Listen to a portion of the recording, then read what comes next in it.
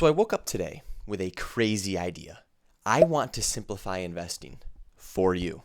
It's crazy, right? I mean, don't be afraid to say it. Because let's face it, investing, especially as a beginner, can seem very overwhelming. There's lots of complicated terms, lots of numbers moving around. You can watch plenty of YouTube videos and read articles that try to simplify it for you, but by the end of it, you're actually left feeling more confused, which is why it's very good that you stumbled upon this video, because we don't do any of that here. We keep it simple and easy. So what I need you to do is take all those overwhelming thoughts you're having, all the complicated jargon, all the numbers swirling around in your head. I want you to crumple them up and throw them in the trash.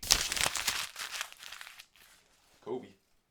That was not even close. When you strip the concept of investing down to its basics, investing is made up of 3 questions. What do I want to invest in? When do I want to invest? How much do I want to invest? And your answer to those 3 questions will actually tell you what your investment journey is going to look like. Now, for that first question of what do I want to invest in, we are not going to cover that today, but I have got plenty of videos that you're going to want to check out right here that will help answer that question for you. For the question of how much do we invest? Well, you're going to want to subscribe to this channel, because next week we are going to tackle that question and you will not want to miss that. But for the question of when should I invest? Well, I'm glad to tell you your wait is over. And from there we have the 2 investing strategies that I promised you in the title. So without further ado, let's check it out.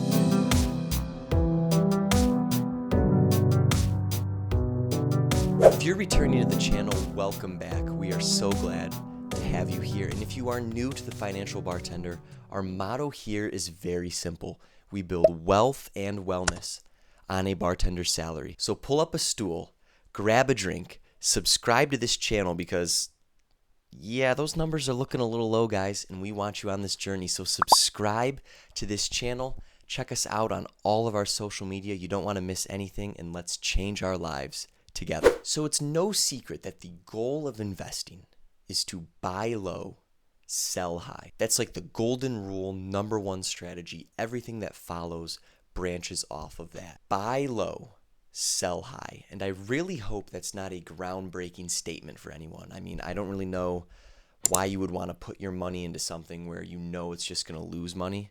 That would be very confusing to me. At that point, just like go buy a candy bar or something so you get some reward for spending your money. Candy! But now that we have our golden rule of buy low, sell high, we can use that to determine when we want to be investing our money. Now, before I get into the 2 strategies, I have 2 more questions you need to answer.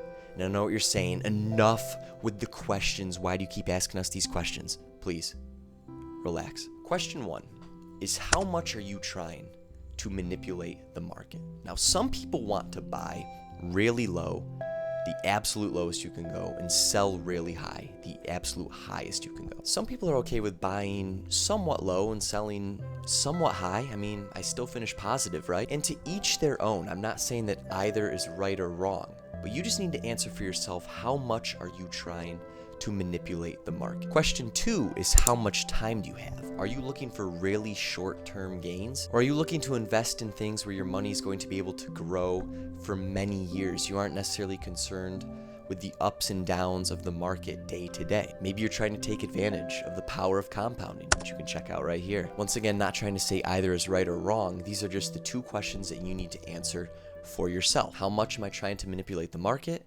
And how much time do I have? Now, as you're thinking about these answers, or once you have the answers to these questions, we can now get into the 2 strategies that you can follow when it comes to when should you be investing your money. First strategy is timing the market. What I'm talking about here is more of a short-term timing of the market. You're looking for short-term gains.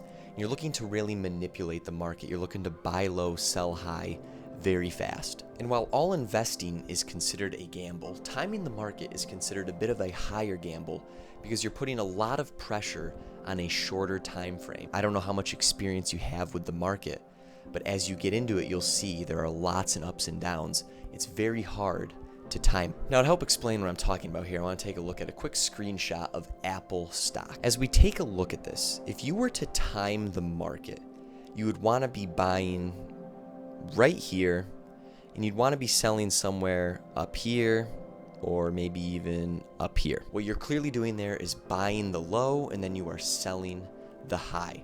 It's usually a one-time, lots of cash into the low, trying to capitalize on selling it off with the high. That is and so that represents our first strategy, timing the market. And when we look at the answers to when we look at the answers to those questions that I mentioned before, am I trying to manipulate the market? I'd really like to be able to talk here. If you are really trying to manipulate the market, then timing the market is probably the strategy that you want to follow. And if you do not have a lot of time, if you're looking for short-term gains, then timing the market is probably the strategy for you. This brings us to the second strategy that I want to talk about, which is dollar cost averaging. Now, with timing the market, you were trying to buy the low, sell the high. Not much happening in between. With dollar cost averaging, you're kind of buying all over the place. Maybe you're buying the low, then it goes up a bit, okay, I'm buying again. Then it goes up again, okay, I'm buying again.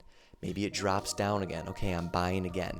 You're kind of putting yourself in positions all over the place. And for dollar cost averaging, we're going to call that DCA, just so I don't have to say it a million times. You see people use the strategy of DCA when they're holding something long term, and they just want to continue to add more and more of it to their portfolio. They aren't worried that the stock they're buying this week is a little higher than when they bought it last week, because in their mind, everything is looking forward to years down the road when they sell that off at a higher price. So let's go back to our two questions. How much are you trying to manipulate the market? If you aren't trying to manipulate it like crazy, then DCA might be right for you. And then for the question of how much time do you have? If you have lots of time, if you're trying to put something into an investment account and let it grow for many years, then DCA is probably right for you. You can just continue to add to that portfolio, not really worried that, man, I spent $20 more this week than I did last week, because in the long run, you're hoping that everything just finishes higher no matter what. And so once again, I will go back to our Apple example here. If someone was approaching this investing with the DCA strategy, they'd probably buy some here. Maybe they'd buy some here, buy some up top here. Oh, it dropped again. That's cool, we're buying.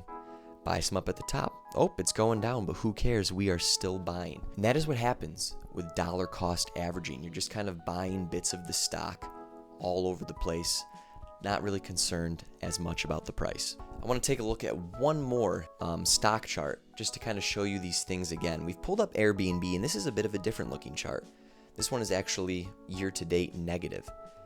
If somebody was trying to time the market, where would they want to buy? Well, they'd probably want to buy here, and they'd either want to sell off here, or here, or here. Quick and short, buy low, sell highs. Now, if someone was dollar cost averaging, they'd buy here, we'd buy here, we'd buy over here, we'd buy here. We aren't necessarily concerned that it's negative for the year. If we've done our research in this company, we believe in them long term, so we're just trying to buy up as much stock of it as we can, knowing that down the road, we're going to sell for a positive. And so this brings us to the question of which one is better.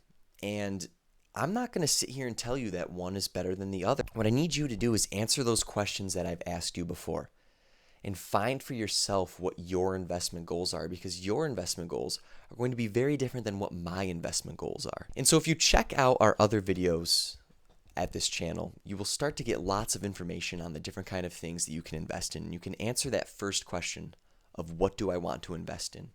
And today we've taken a look at when should you be investing. Answer these questions that I've asked you. Decide, do you want to time the market in the short term? Do you want a dollar cost average over many years? The answer is up to you. And next week, like I said, you're going to want to check back in with us, because we are going to answer the third question of how much should we be investing. And once you have the answers to all three of those, you will find that investing is actually not as hard as you were led to believe. So like I said, throw those overwhelming thoughts and all those complicated numbers into the trash, and subscribe to us here at the Financial Bartender, where we make it simple for you. Thank you.